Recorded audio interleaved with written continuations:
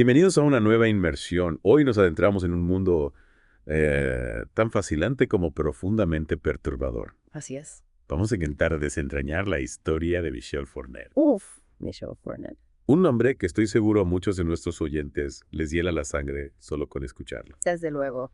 Sobre todo en Francia, pero bueno, más allá también. Sí, sí. ¿Qué hace que el caso de Fourniret sea tan singularmente inquietante? Bueno, yo creo que sobre todo la magnitud de sus crímenes, ¿no? Ah, Estamos hablando de un hombre que su reino de terror abarcó décadas sí.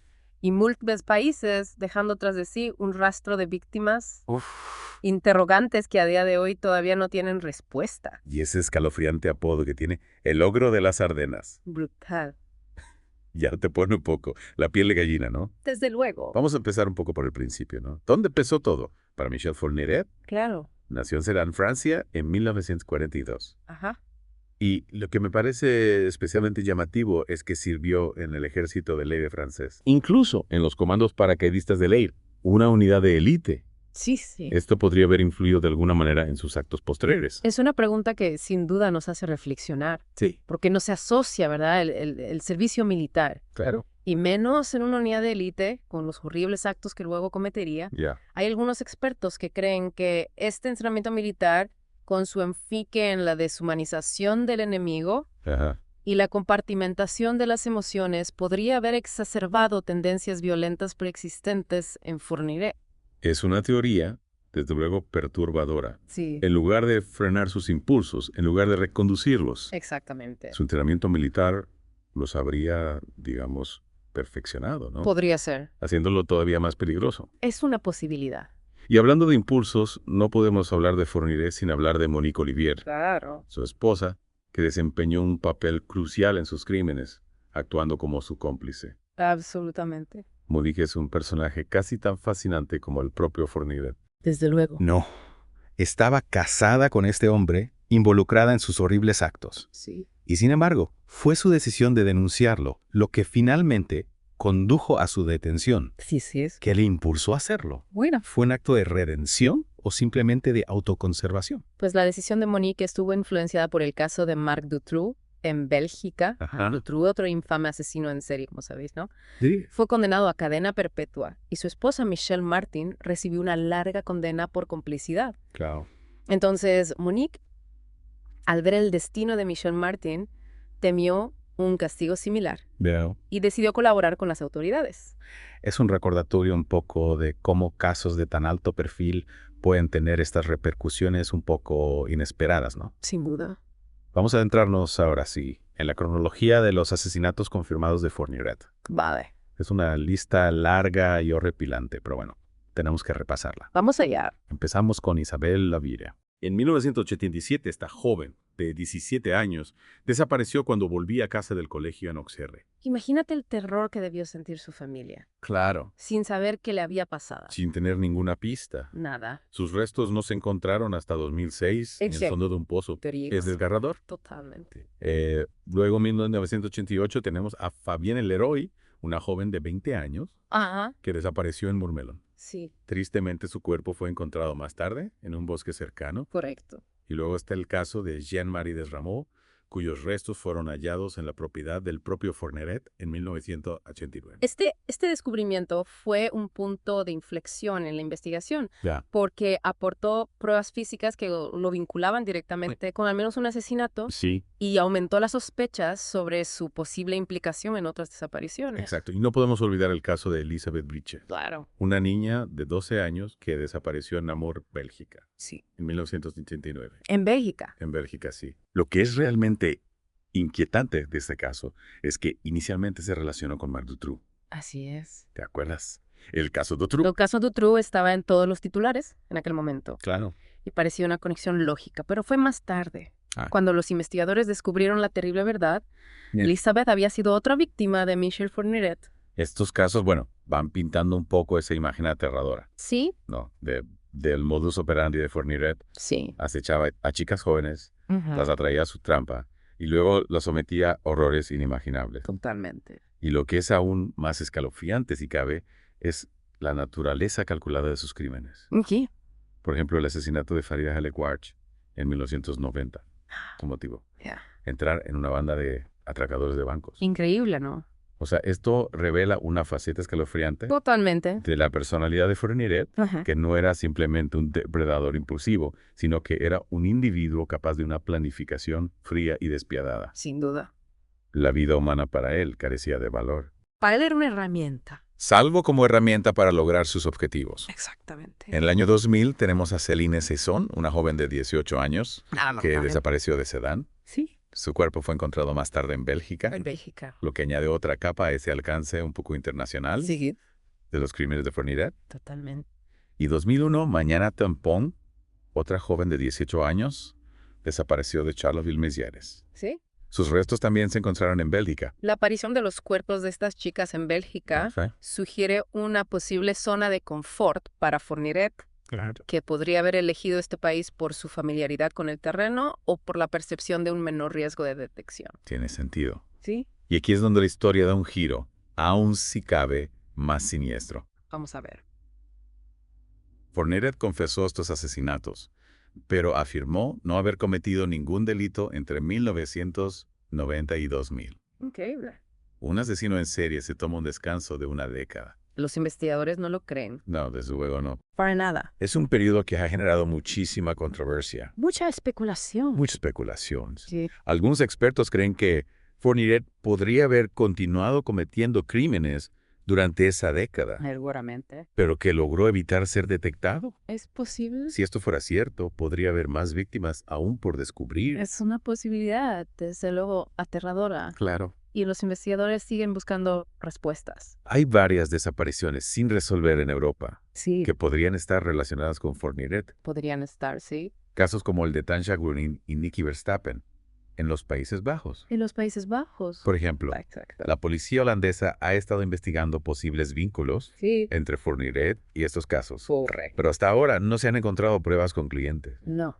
Aquí en Francia, el caso de Stémousine se ha convertido en un símbolo de la búsqueda de justicia para las víctimas de Fourniret. Totalmente. Stey, una niña de 9 años, desapareció en 2003. Fourniret fue considerado sospechoso, pero nunca se encontraron pruebas definitivas que lo vincularan con su desaparición. No, lamentablemente no. Su familia, nunca ha perdido la esperanza de encontrarla Claro. y ha organizado marchas anuales para mantener viva su memoria y exigir justicia.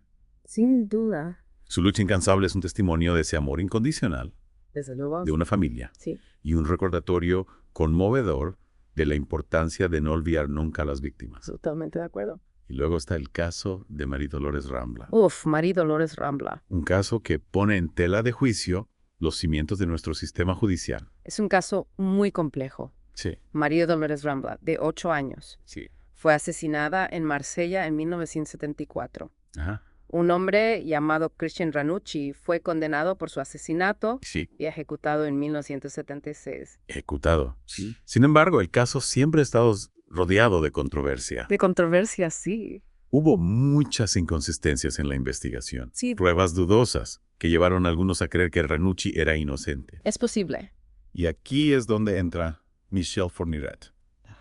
Nuevas pruebas surgieron, indicando que Fourniret estaba en Marsella en el momento del asesinato de Rambla. En el momento. Sí. Sí. Su modus operandi era similar al del caso Rambla, lo que llevó a algunos a creer que él, Él y no Ranucci, podría haber sido podría haber sido el verdadero culpable. el culpable. Es una posibilidad, desde luego, escalofriante, Desde luego. que un hombre inocente haya sido ejecutado Sí. mientras el verdadero asesino seguía libre. Imagínate. El caso de María Dolores Rambla sigue siendo un recordatorio inquietante Inquietante. de la falibilidad del sistema judicial Sin duda. y de la importancia de garantizar que se haga justicia, Claro. pero también de que a veces la justicia puede ser esquiva. Totalmente de acuerdo. Retomamos nuestra inmersión en el escalofriante caso de Michel Fourniret en la primera parte. Establecimos los trazos generales de sus crímenes, pero ahora toca, como quien dice, acercar la imagen y examinar los intrincados detalles que hacen que este caso sea tan singularmente inquietante. Exacto. Vamos a volver a visitar algunos de los casos individuales relacionados con Fourniret, a explorar las pruebas que llevaron a su condena y a descubrir los efectos colaterales de sus actos que sigan sintiéndose hasta el día de hoy. Me intriga especialmente saber más sobre cómo fue finalmente capturado. Claro, empecemos por el caso que finalmente condujo a su caída, el intento de secuestro de una niña de 14 años en el año 2000. Este fue el incidente que finalmente puso a Fourniret entre las garras de la ley. Qué valentía debió tener esa joven para escapar y denunciar el incidente.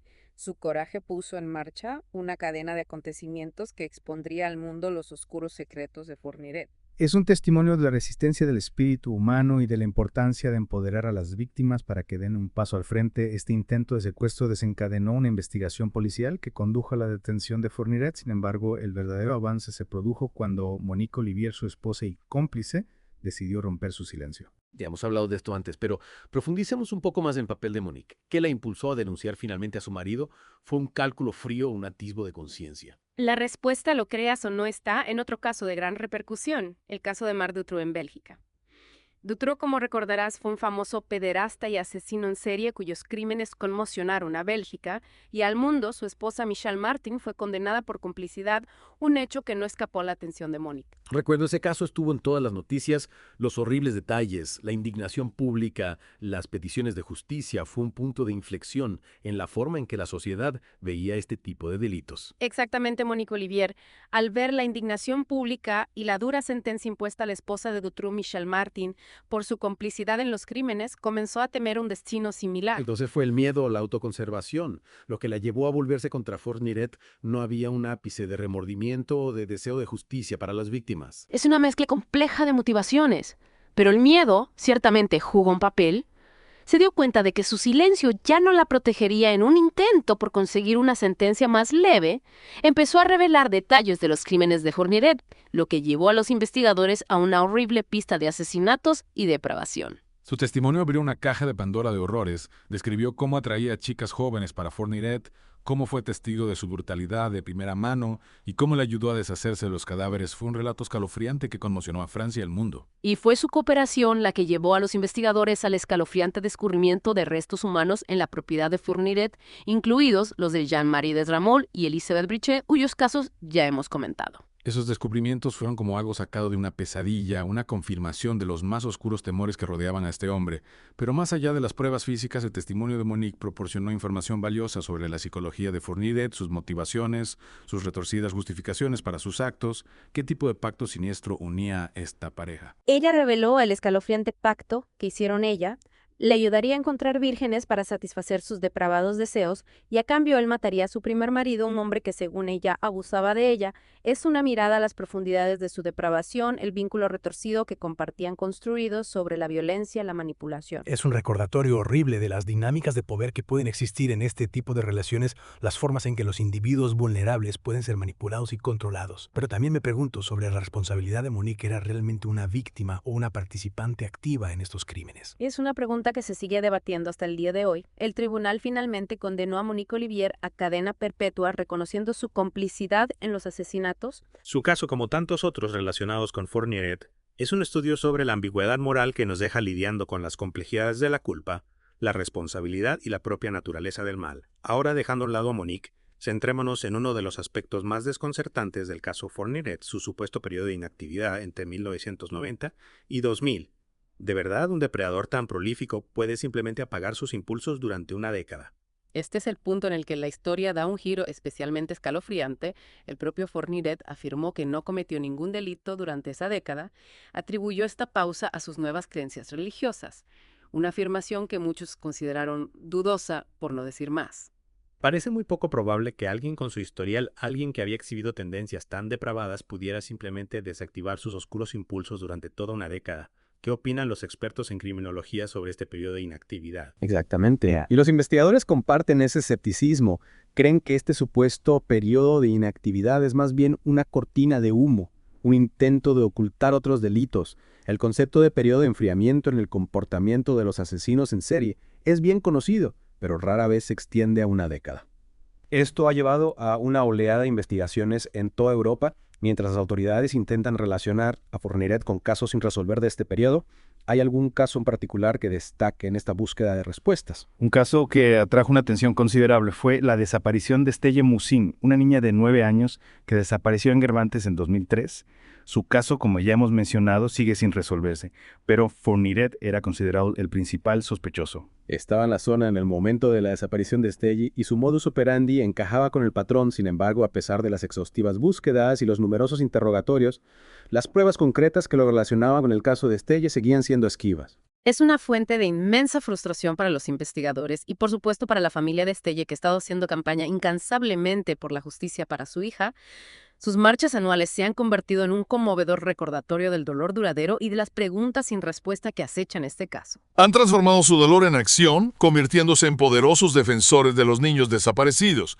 Y de una mayor rendición de cuentas en este tipo de investigaciones, su resistencia es realmente inspiradora. Es un testimonio del poder perdurable del amor y de la inquebrantable búsqueda de la justicia, incluso ante obstáculos abrumadores. Más allá del caso de Stelly Musin, el supuesto periodo de inactividad de Fourniret ha ensombrecido muchos otros casos sin resolver en toda Europa. Se ha investigado su posible implicación en desapariciones y asesinatos en Bélgica y los Países Bajos, e incluso en lugares tan lejanos como Dinamarca. Es una idea aterradora, un rastro de posibles víctimas que abarca todo un continente. Imagínate los efectos colaterales de estas investigaciones, las familias de los seres queridos desaparecidos hace tiempo que se enfrentan repentinamente a la posibilidad, por remota que sea, de que sus casos puedan resolverse finalmente. Es un rayo de esperanza, pero también una reapertura de viejas heridas, un doloroso recordatorio del trauma duradero que estas familias han soportado. Y pone de manifiesto el hecho de que los crímenes de Fourniret se extendieron mucho más allá de los casos confirmados. Su legado de miedo e incertidumbre sigue atormentando a innumerables familias en toda Europa. Es un recordatorio de que la búsqueda de la justicia, especialmente en casos de asesinos en serie, es a menudo un viaje largo y arduo lleno de giros, vueltas y callejones sin salida. Pero incluso ante estos desafíos, debemos persistir. Las víctimas merecen justicia y sus familias merecen respuestas. Y volvemos a The Deep Dive. Estamos ya en la parte final de nuestra exploración del oscuro mundo de Michel Fourniret, llamado Ogro de las Ardenas. En los segmentos anteriores hemos rastreado sus crímenes, el papel de su cómplice y las persistentes preguntas que rodean a su OG, llamada década inactiva. Pero ahora cambiemos un poco de marcha e intentemos comprender la mente de un monstruo. ¿Cómo se convierte alguien en un depredador como Fourniret? Esa es la pregunta del millón, ¿verdad? Y desgraciadamente no hay una respuesta fácil. Los asesinos en serie suelen ser maestros del engaño, se integran en la sociedad, parecen normales, mientras albergan estas oscuras fantasías. Michel Fourniret no era diferente. Si no hay respuestas fáciles, ¿por dónde empezamos si quiere intentar comprender una mente tan retorcida? ¿Hay algo en la infancia de Fourniret que pueda ofrecernos alguna pista? Bueno, su infancia no fue precisamente un cuento de hadas. Sufrió abandono, posiblemente abusos y, desde luego, falta de estabilidad emocional en sus años de formación. Este tipo de trauma temprano puede tener un profundo impacto en el desarrollo de un niño, distorsionando su percepción del mundo y sus relaciones con los demás. Estás diciendo que una infancia rota puede plantar las semillas de actos monstruosos más adelante en la vida. Es una especie de profecía autocumplida. No es una relación causa-efecto directa, por supuesto. Mucha gente soporta infancias difíciles y sigue adelante para vivir vidas perfectamente normales y respetuosas con la ley. Pero en individuos con predisposición a la violencia o quizás con falta de empatía, un trauma temprano puede actuar como catalizador. Puede formar su sentido del bien y del mal, hacer que vean a los demás como objetos, en lugar de como seres humanos que merecen respeto y compasión. Es una idea escalofriante, la de que las semillas de tal oscuridad puedan sembrarse tan pronto en la vida. Pero el servicio militar de Fourniret no era un simple soldado, era parcadista, una unidad de élite que exige disciplina y valor. ¿Cómo encaja eso en el cuadro?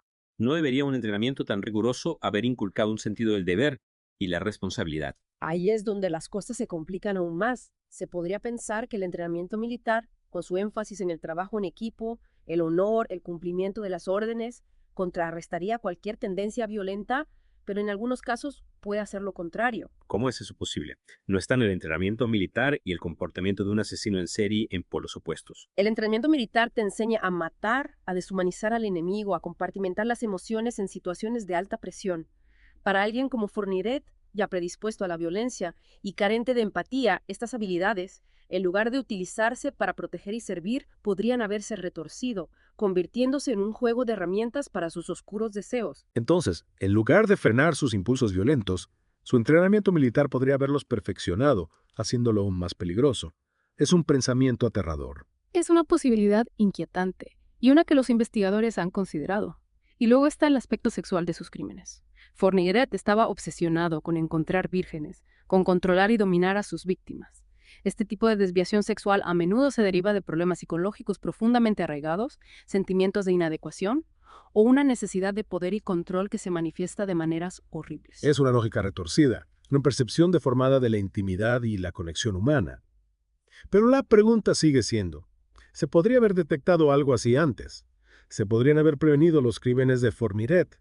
Si incluso su entrenamiento militar pudo haber contribuido a sus crímenes, ¿dónde estaban las señales de alarma? Esa es la pregunta del $1.000.000, ¿no? Y desgraciadamente no hay una respuesta fácil.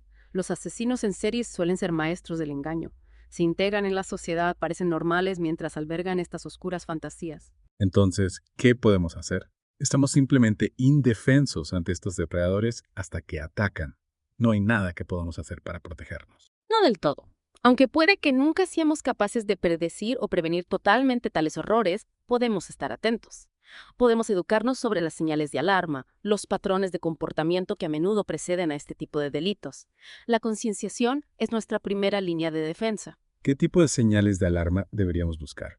¿Cómo podemos diferenciar entre un comportamiento excéntrico y un indicio de algo más siniestro? Cosas como antecedentes de crueldad con los animales, fascinación por la violencia y la muerte, aislamiento social y un patrón de comportamiento manipulador o controlador. Estos son solo algunos ejemplos y, por supuesto, la presencia de una o dos de estas señales no convierte automáticamente a alguien en un asesino en serie. Pero se trata de ser conscientes, de confiar en nuestros instintos y de denunciar cualquier cosa sospechosa a las autoridades. Es un duro recordatorio de que el mal puede acechar en las sombras, de que puede llevar una máscara de normalidad. Depende de todos nosotros estar atentos, proteger los vulnerables y denunciar cualquier forma de abuso o explotación. No podemos permitirnos ser complacientes. Y es esencial recordar a las víctimas, honrar su memoria y apoyar a sus familias, que siguen lidiando con las devastadoras consecuencias de estos crímenes. Sus historias no deben olvidarse jamás. Son un poderoso recordatorio del coste humano de la violencia y la necesidad de luchar por la justicia.